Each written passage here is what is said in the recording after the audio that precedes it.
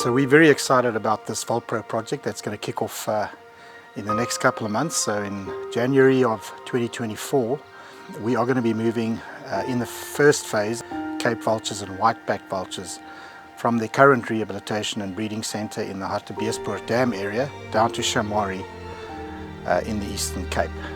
This is very, very significant in the conservation world. This is one of the biggest relocations, or probably the biggest vulture relocation of its kind ever undertaken in Africa. And we're very, very excited that VulPro have chosen us as an ideal destination for the vultures.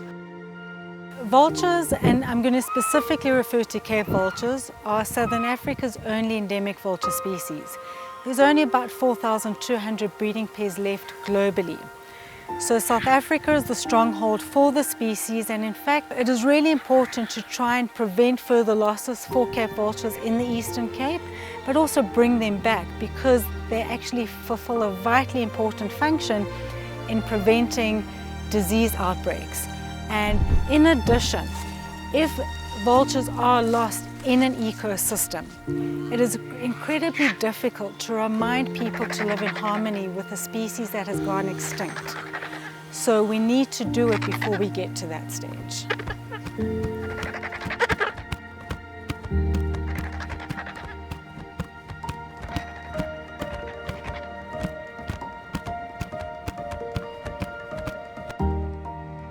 VulPro really was established to dedicate its time, 100% of its time, to protect, conserve, and try and change mindsets of the public as to the importance of vultures and why we need to protect them. We have a very holistic approach. And when I say holistic, we don't only protect the birds in the wild, but we also do a lot of ex situ conservation work. So what we do is we do extensive rehabilitation. So we believe every single vulture deserves a second chance. Also, by being able to rehabilitate and release birds back into the wild, we're preventing further losses. We then have taken that further. Because a lot of the birds are not releasable, we're only able to release about 60% of those birds that come in. They then form part of a captive breeding program where they successfully breed. And although they themselves cannot be released back into the wild, their offspring can. And so by releasing their offspring into the wild, we're able to supplement the dwindling vulture populations, but also look at areas where the species has become extinct and where they have historically occurred. We're then able to utilize these offspring and release them in the wild and repopulate those areas.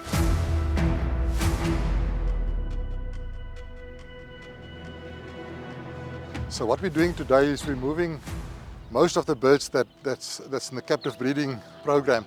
And the reason for that is that's birds that's almost like permanently compromised. Some have got wing injuries that didn't heal 100%, but have blind eyes and so on. So these birds would have been dying out in the wild if they weren't like rescue. Now the whole translocation today, I'm a little bit nervous about it because every single bird needs to be captured, put in a box, and then all these boxes get loaded in very big trucks.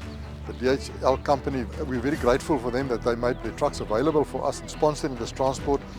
And all these crates are being made by WeWild Africa, so they're assisting. So it's a combination of quite a few companies that's assisting us. But the main issue is that we're concerned about is heat. It's midsummer. We have to translocate the birds now because the juveniles are just old enough for the translocation, but we also can't wait longer because then the breeding is going to start and we don't want to interfere with that process.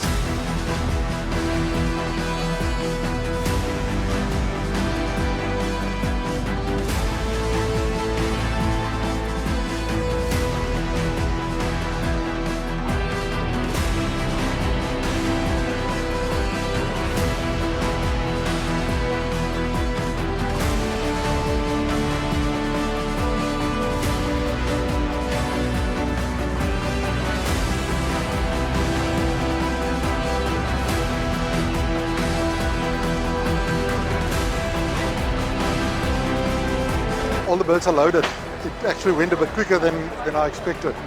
We didn't have any problems, no injuries to the guys capturing the birds, but everything is loaded. We're strapping the crates and then we'll close up and go. Still a little bit on the hot side, but not too bad. But I'm very happy that we got to this stage. Now we've got an 18-hour trip ahead of us. Most probably going to be a little bit tired tomorrow when we get there, but it's part of it.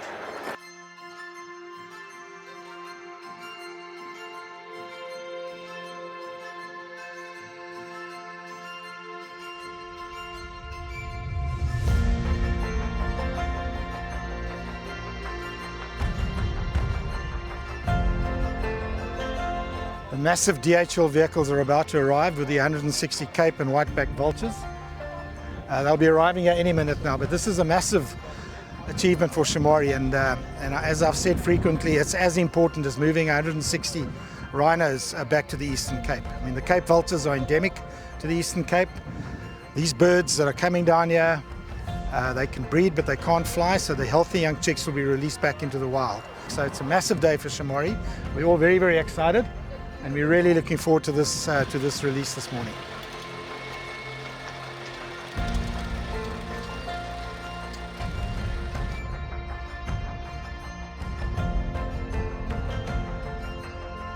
This whole entire translocation has been incredibly emotional for me, and yeah, I'm trying to kind of hold it together and not burst out crying.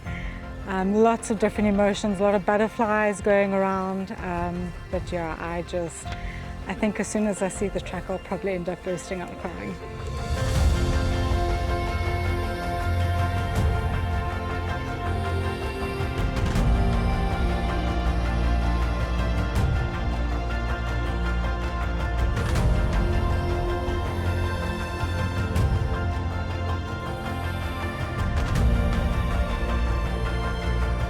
Birds, I think they had a long trip. It was quite difficult to have a good look at every one because of the way the crates are stacked.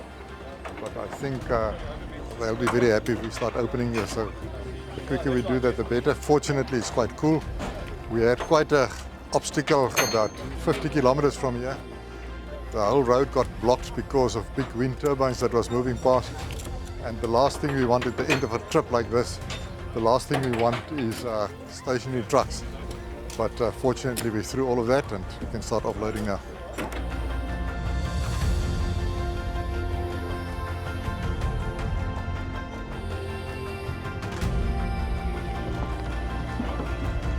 Get. Watch your side. Watch your side.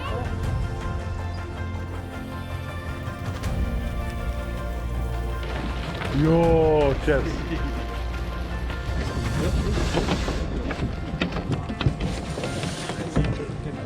This is what we've been working at for the last couple of months.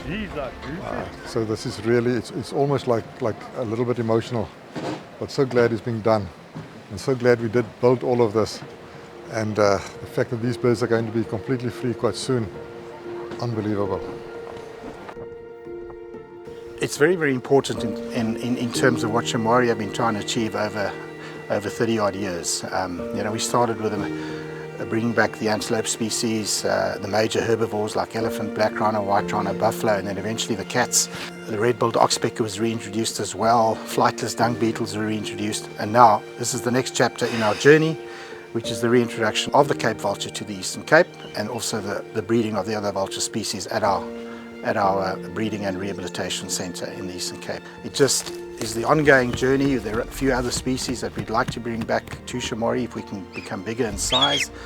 Like we'd love to bring the wild dog back and the spotted hyena, but to be able to do that we'll have to acquire more land and increase the size of Shamwari. But that's all down the pipeline, so it fits in exactly with our conservation ethos of conserving a vanishing way of life and rewilding this entire area where Shamwari is based. The reason why Shamwari is such a perfect fit is really because of the ethos and what the reserve has done to bring species back into the Eastern Cape. And vultures is a species that is, I think it's 1 out of 3 species that hasn't been brought back into Shamwari. But over and above that, the support, the size of the reserve, the habitat, and the historical nature of what we are trying to do, where Cape vultures used to occur around the area, including Shamwari, is really important. So it is a perfect synergy to bring the birds back and to do it at Shamwari, but to also create the largest captive breeding population at a site which has phenomenal support and has phenomenal reputation in being able to bring species back into an area. And I don't think anywhere else in the country has been as successful as what Shamwari has been.